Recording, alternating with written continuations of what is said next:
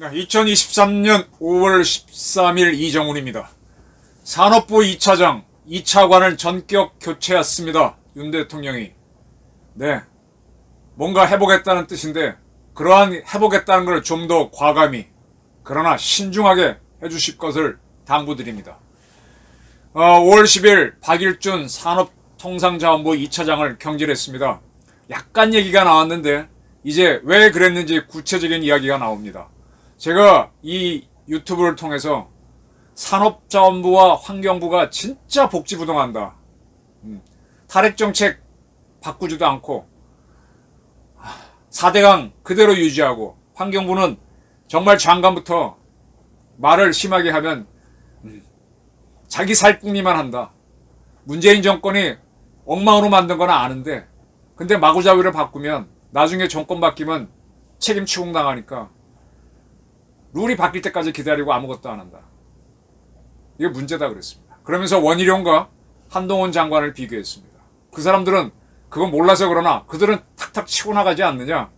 한동훈 장관은 시행령을 통해서라도 바꿔서라도 검수완박법안을 바꾸려고 노력합니다. 헌법재판소까지 갔다 왔습니다. 지긴 했지만.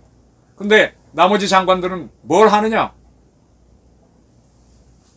뭐 그걸 받는지 안 받는지 대통령이 산업부와 환경부를 콕 집어서 문제가 있다고 얘기한 다음에 복지부동에 대해서 문제하고 난 다음에 산업부 2차관을 경질했습니다. 이유는 여러 언론을 보게 되면 대통령은 탈핵 정책에 드라이브를 걸라고 하는데 아무것도 하는 게 없고 지지부진하다. 아까 말한 대로 왜 이거 쫓아갔다가 나중에 책임지게 되면 어떻게 하느냐 이거죠. 원자력계에서는 도대체 뭐 하느냐 불만이 굉장히 많았어요. 어떻게 그들이 하다못해 일개 기자인 저도 문재인 정권 출범하자마자 탈핵 비판이란 어느 누구도 문재인 인기 높은 문재인에 저항을 못할 때 그런 책을 쓰면서 개인적으로 불이익 신문사에서 당해가면서 하는데 그렇게 지켜줬더니만은 공무원이 안 움직이죠. 뭐 계속 기본 계획 만드는 거 보게 되면 탈핵정책 기조에서 만들고 문제가 많았습니다. 그래서 바꿨어요. 사실은 장관 이창양 씨를 바꿔야지.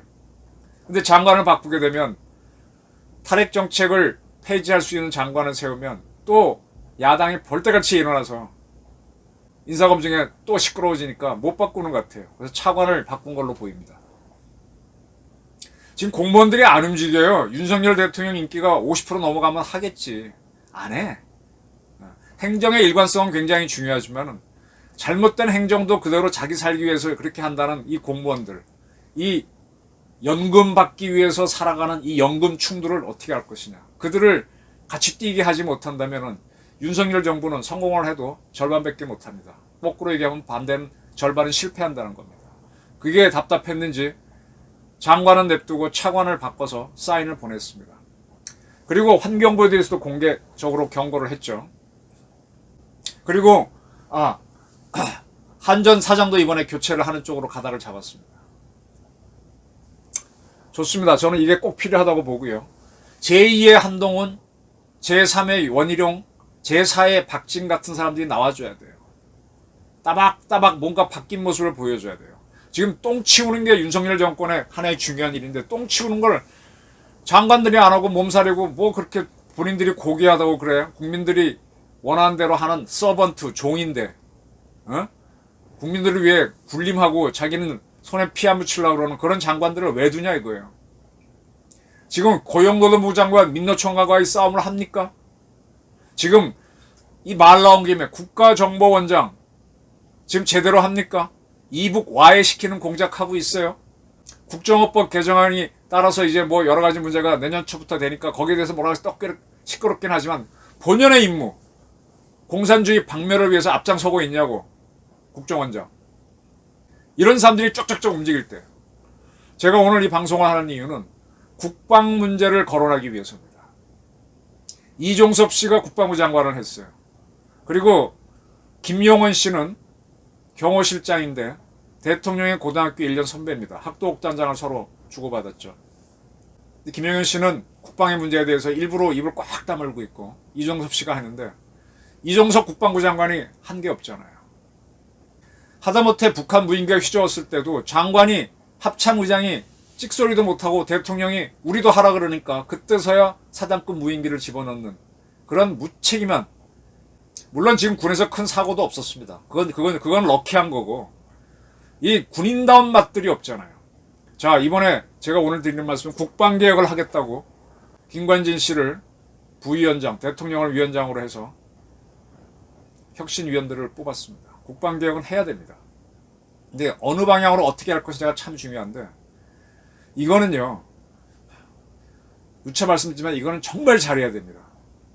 저는 이 국방개혁 혁신위원회를 만든 사람이 총대를 메고 추진해야 됩니다. 문재인 정권에서 권력기관 구조개혁 해가지고 국정원, 경찰, 검찰 왁 바꿔버렸죠. 제가 그거를 노무현 정권 때 경찰 사람들을 하고 검경 수사권 조정 문제를 할 때 스타디를 많이 했던 거라 그랬죠. 그때 결론이 이건 이거대로 하면 문제고 저건 저거대로 하니까 좀 더 두고 봐야 되겠다. 그리고 제가 방희선 변호사와의 인터뷰를 통해서 방변도 옛날에 노무현 정권 때 사법개혁을 하는 그런 멤버로 참여했는데 그렇게 막 하는 게 아니다. 사법개혁은 검수완박 같은 거 여러 가지 검증을 거쳐서 이건 국가의 헌법보다 더 중요한 형법체제인데 그렇게 바꾸는 게 아니다 그랬지 않습니까? 그래서 그때도 감히 하지 못했던 거를 문재인 정권은 그게 개혁이랍시고 바로 밀어붙였어요. 권력기관 구조개혁은 조국이 앞장섰고, 저는 조국 씨가 자기는 공정 얘기할 때 자기 자식들은 어떻게 받았다 이런 건 저는 큰 관심 없어요. 그건 그럴 수도 있다고 이해가 됩니다. 그런데 국가의 근본이 되는 거를 저렇게 마구 흔든 거에 대해서는 저는 굉장히 반발합니다. 제가 조국을 비판할 땐 주로 그걸로 비판을 해요. 그들의 공사문서 위조는 그거는 그런 작범들은 하도 많은데 저렇게 국가의 근본 사법 시스템을 건들고 한 거에 대해서는 사람들이 분노 안 하는데 저는 거기에 분노합니다. 검증되지 않고 그때 버렸던 거를 개혁이라고 하는 이런 문제죠. 지금 국방개혁을 추진하는데 이거요, 천안함 터지고 연평도 깨지고 난 다음에 서강대학교 모 교수님을 모시고 국방개혁을 추진한 적이 있습니다. 그때 이명박 정부 말기였는데 하다가 그걸로 정권 교체를 끝나고 말았어요. 그때 추진했던 국방개혁이 옳지가 않습니다. 제가 공부하면 할수록 군에, 특히 육군에 참 필요 없는 조직이 참 많습니다. 간단하게 말씀드릴게요. 미국 같은 경우에는 사단 밑에 포병이 있죠. 그리고 군사령부 밑에 화력여단이라고 있습니다. 옛날에는 그냥 포병여단이 뒀는데 이 군단의 사단에 있는 포병여단보다 더 강한 화력을 지원할 수 있는 더 강한 포병 부대로서 화력여단을 뒀습니다. 지금 우리나라 전방에 있는 군단들은 다 포병여단을 갖고 있어요. 우리 전방에 있는 포병여단들은 155mm 자주포에다가 천무 MLRS를 무장하고 있죠. 굉장히 강력합니다. 근데 이러한 군단을 통합지휘하는 육군 지작사 밑에 화력여단이 있어요. 화력여단은 뭐가 차이점이냐? 거기에 현무도 좀 갖고 있다는 겁니다. 그러한 지작사는 요 화력여단 밑에 있는 대대를 지원이 필요한 군단에 보내주겠다는 거예요. 근데 재밌는 거는 이 지작사 위에 있는 합참은 또 육군 소속 부대이긴 하지만 미사일 전략 사령부를 갖고 있어요. 거기는 현무 미사일을 갖고 있는 부대입니다. 에이타킹스. 이 부대도 지작사를 지원할 수 있고 군단을 지원할 수 있습니다. 그러면 군단이 필요한 거를 작전은 군단이 합니다. 지작사 이거 합참은 작전 안 해요. 근데 이들이 지원할 수 있는 부대를 하나씩 쥐고 있는 거예요. 이렇게 중간제대가 많으면 전쟁이 복잡해집니다. 단명해야 돼요. 싸울 수 있는 부대는 쉽게 말하면 군단장한테 다 주면 돼. 지작사가 갖고 있는 화력여단이 있는 부대들 쪼개가지고 그 대대들을 오히려 군단에 줘서 군단장이 자유롭게 쓰게 하면 낫고, 그리고 제가 누차 얘기했지만 미사일 전략 사령부하고 미사일 방어 사령부는 같은 레이더를 보고 움직이니까 둘을 합쳐갖고 그거는 먼 거리를 때리니까 먼 거리 때리는 공군하고 같이 움직이게 하는 게 낫죠. 이렇게 해서 제대를 이 부대 단계를 줄여야 돼요. 제 친구가 저가항공사 사장입니다. 근데 그 친구 하는 걸 딱 보니까 요즘 비행기 표 구매할 때 인터넷으로 도도닥 치잖아요. 그 가격도 이미 정해져 있는 거잖아요. 할인 가격도. 그럼 타닥한 거 그거 관리하는 직원이 있어요. 그 직원 한 명이 같이 지켜보고 시스템이 돌아가는 거니까 뭐 크게 고장났을 때만 대응해 주면 되고 그리고 사장이 보면 끝이에요. 근데 이게 대한항공이나 이런 데 가보면은 사람들이 이걸 하는데 그걸 쉽게 말하면 대리, 계장, 과장, 부장, 상무, 전무, 부사장, 사장 다 지켜보고 있어. 보고만 받지 이 사람들은. 오래만 걸리고 물론 고급 항공사 타게 되면 서비스가 좋은 건 많지만 군더더기죠. 이런 군더더기가 있으면 기업에서는 돈 많이 버는 기업에서는 일자리 창출이니까 괜찮지만 군은 간명해야 돼요. 착 명령이 바로 내려가요. 왜 군에서 이런 쓸데없는 조직들을 갖고 있어? 왜? 내가 지휘관이니까 나도 한 부대 가져야 되고 나도 한 부대 가져야 되고 그 정작 싸워야 하는 부대에서는 조금 병력이 모자라고 이게 적어요. 근데 이걸 바꾸자는 말을 군인 출신들 가지고 개혁하게 되면 감히 그 얘기 못합니다. 왜? 내 후배 합참의장, 내 북의 지작사령관이 자기 역할하는 게 없는데 이게 뭡니까? 이런다. 군단조차도 사단 전투가 유조가 되면은 사단한테 주면 필요 없는 거예요.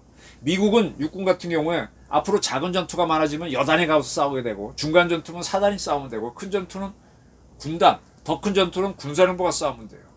지금 미국 같은 경우는 점점 작은 전쟁이 났을 때 초기에 가서 탁 잡으면 되잖아요. 대대 전투 위주로 갑니다. 대대 위주의 전투단을 만들어요. 대대 전투단. 그 다음에 연대 전투단, 그게 여단이고 사단 전투단. 옛날에는 2차 대전 때는 군사령부급 전투단이 중요했지만 지금은 아닙니다. 빨리 가서 대응하게 되면 소화기로 불 끄면 되지. 늦게 대응하게 되면 전국의 모든 불차장차가 다 와야 되지. 2차 대전 때는 이 교통도 모두 느리니까 다 끌고 와서 불 커진 다음에 끄는 거고 지금은 빨리 가서 교통 좋고 수송 좋으니까 빨리 끄면 돼. 이렇게 가는 거거든. 그러니까 상급 부대가 내가 뭐 지휘해야지 이거 하지 말아요. 상급부대 필요 없어요. 쉽게 말하면. 이런 개혁을 할 수 있느냐. 미국은 맥나마라든지 이런 사람들 하면서 그걸 계속 바꿔온 거예요. 지금 대대 위주 전투탄으로 만들어서 가고 있잖아요. 그걸 본받아서 러시아가 그런 시스템으로 만들었다가 우크라이나에서 엉켜버린 거고. 근데 이런 개혁을 할 수 있나요? 이런 개혁을 하려고 하려면 육해공군 출신들이 모여서 하면 안 됩니다. 완전히 판을 깨는 쪽으로 가야 돼요. 근데 그런 식으로 만들었고 그 다음에 이제 이런 계획을 실제로 추진할 사람이 장관이 돼서 해야 됩니다. 개혁하겠다는 의지는 좋은데 잘해야 됩니다. 한동훈 원희룡처럼 잘해야 되고 박진 장관처럼 잘해야 돼요. 복지무동하는 우리 국방부 진짜 문제입니다. 고급 장성일수록 예스맨이에요. 지휘자들이 갖고 있는 고민을 같이 해주는 사람들이지 그 푸는 방법은 다른 방법으로 푸는 얘기를 안 하죠. 그러면 무시하겠다고 상급자가 할 테니까. 그래서 저는 이번에 국방개혁을 할 때 이 국방개혁을 하겠다는 안을 짠 사람을 장관을 시키라 이거죠. 그러니까 책임지고 모든 책임을 지고 해야 됩니다. 안 그러면 대통령이 나중에 코너에 몰립니다. 이건 굉장히 중요한 문제라서 제가 참여연대와 싸움하는 한동훈 장관 잘한다라는 데서도 얘기했지만 다시 한번 강조드립니다. 이제 이런 식으로 하고 지금 고용노동부 장관을 야단쳐야 됩니다. 그리고 어떻게 하든 이상민 장관이 지금은 탄핵돼 있지만 행정안전부가 움직여야 돼요. 그 중앙부처 뭡니까? 산업자원부라든지 환경부는 특수한 분야고 일반 행정안전부가 다 하는데 그들이 지금 제일 안 움직여요. 지금 동사무소, 주민센터라든지 구청 가서 보세요. 바뀐 거 하나도 없습니다. 뭔 얘기 하게 되면 책임 안 지기 위해서 판례가 어떻다고 이런 소리나 하고 있어요. 국민이 원하는 걸 안 해줍니다. 자기들도 모순이란 건 알아. 압니다. 근데 절대로 어떻다고 면피만 하지. 그게 바뀔 때 국민들이 정권 잘한다 이렇게 바뀌거든. 행정안전부가 제대로 움직이게 하려면 제대로 하겠다는 의지를 가진 사람을 넣어야 돼. 다시 말하면 윤 대통령이 판사 출신 이상민 같은 사람을 장관 시키면 안 된다 이거예요. 전문가를 넣어라 이겁니다. 내친 김에 한마디 더 하겠습니다. 지금 보건복지부가 난리죠. 간호법 때문에. 간호법을 민주당이 통과시켰어요. 윤 대통령은 거부권 행사하겠다 그랬습니다. 근데 이거 판단 정말 잘하셔야 됩니다. 간호사와 의사 관계에 있어서 절대적으로 갑은 의사입니다. 근데 의사가 간호조무사와 함께 파업을 하겠대. 좀 웃기는 거죠. 그리고 미안한 얘기지만 간호법 통과에 대해서는 윤 대통령도 후보 시절에 찬성했던 겁니다. 이거 지금 누구 얘기를 들었는지 국민당, 국힘당도 그렇고 의사 편으로 가가지고 하는데 자칫하면은 이거 개혁도 뭐고 뒤죽박죽이 될 수 있습니다. 제가 간단하게 결론만 말씀드리면 민주당이 통과시켰으니까 안 돼요 돼요 하고 한번 끌려가는 것도 방법입니다. 아까 국방개혁에서도 하게 되면 각군 이기주의 때문에 델리키트하다 그랬죠. 이것도 델리키트한 문제입니다. 근데 이게 보건복지부 장관이 딱 줏대 있게 했으면 이렇게까지 안 가요. 거기다 안 움직이니까 국회가 막 결정하는 건데 이게 이미 결정 저쪽으로 갈 수밖에 없는 방향이라면 허용을 해야 된다는 거예요. 근데 이런 것들을 보건복지부 장관들이 지금 움직이지 않으니까 가만히 있는 거지. 여야 싸움이 되든 말든. 보건복지부 저거 지금 사실상 태업이고 고용노동부 태업이고 국방부 태업이고 행정안전부 태업 상태입니다. 이런 조직을 장관이 착착 끌고 나가야 돼요. 그래서 저는 이 산자부 2차관 교체하면서 이제 본격적인 개혁을 하겠다는데 이때부터 윤석열 대통령 실력이 나오는 거예요. 롱 타임 하고 노래 부를 때도 실력이 나왔지만은 이제 본격적으로 내정을 들어가게 되면 내정에서 싸움이 벌어집니다. 거기서 성공적인 아이디어를 내서 성공을 해야 됩니다. 그래서 필요한 거는 좀 더 과감하게 가는데 잘못된 비빔밥 상태에서 밀어붙이는 개혁은 계약이 될 수도 있으니까 국방개혁은 지금 하자나 안을 낸 사람한테 전권을 맡겨서 책임도 같이 줘야 됩니다. 나중에 숨어있지 못하게 하고 고용부, 복지부 이런 부처 가만히 있지 않습니까? 교육부도 마찬가지고 책임 묻고 움직이게 해야 됩니다. 그 분야에서 정말 유능한 사람이 있어요. 해낼 수 있는 사람. 검사 출신만 너무 신임하지 마십시오. 그렇게 해서 이걸 바꾸면은 내년 총선 그리고 그 이후에 윤 대통령 평가가 또 올라가면서 물론 욕은 굉장히 먹을 겁니다. 윤 대통령이 과거와 달리 박정희 대통령을 많이 인정한 것도 참 많이 변했어요. 5.18에 빠지면은 그러면 크게 못 봅니다. 박정희는 굉장히 많은 걸 잘하고 몇 개를 못 댔게 했죠.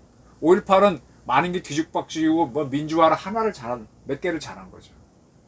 잘한 것만 내세우고 못한 것만 내세우니까 5.16이 자은 같지만 5.16이 끼친 대한민국에 영향은 위대합니다. 그런 박 대통령의 그 찾아간 윤 대통령을 보면서 이제 이분도 이제 세상을 달리 보기 시작하는 건데 우리 중간 공무원들도 장관 임명할 때 윤 대통령이 주로 누구랑 상의를 해서 장관 임명하셨습니까? 그 사람을 지금도 믿습니까?